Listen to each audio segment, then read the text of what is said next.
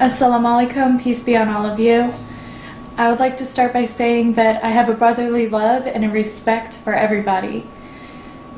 Most of us believe that there's a God, and most of us have been brought up with our parents' religion.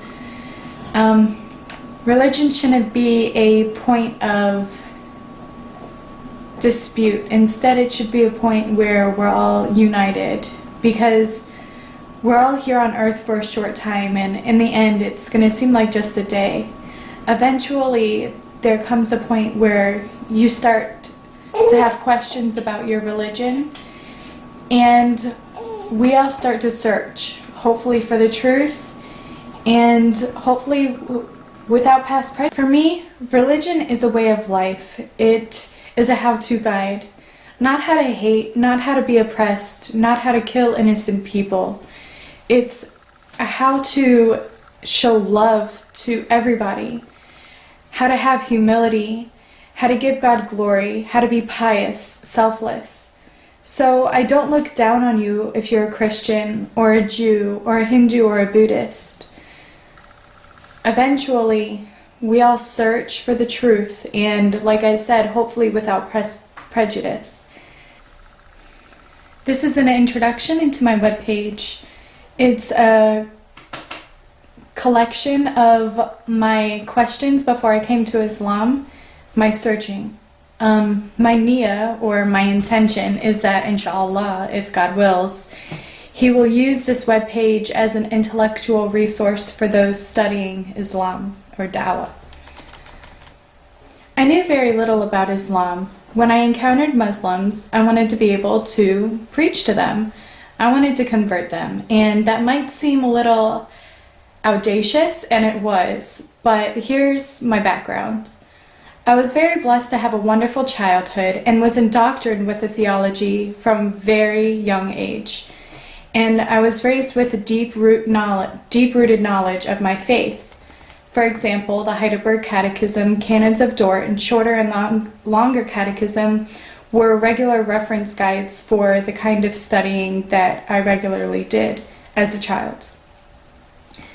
I was raised as a Presbyterian Protestant Christian, went to church 2 times on Sundays, went to catechism and prayer meetings on Wednesdays, was raised in a Christian private school all my life, have 3 uncles who are ordained ministers, and my father is an extraordinary man who's also an ordained minister. My grandparents were missionaries to Africa, Kenya.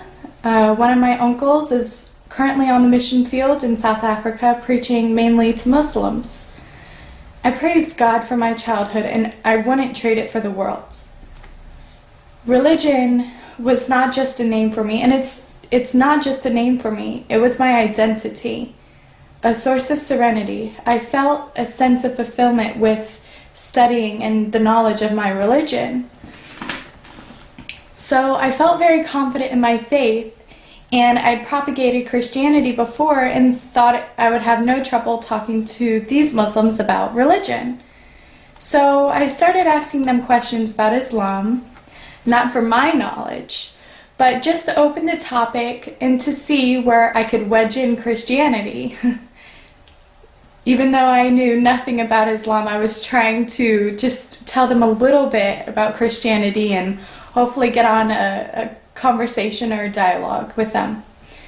The person I spoke to knew that I was a devout Christian and told me that he believed in Jesus. As a Muslim, he believed in Jesus, and that Mary was a virgin, and that Jesus healed the sick, the blind, the lepers, and that he believed that Jesus was one of the greatest prophets, like Abraham, David, Noah, Jonah, Moses, etc., who all did miracles, not with their power, but with God's, which really surprised me.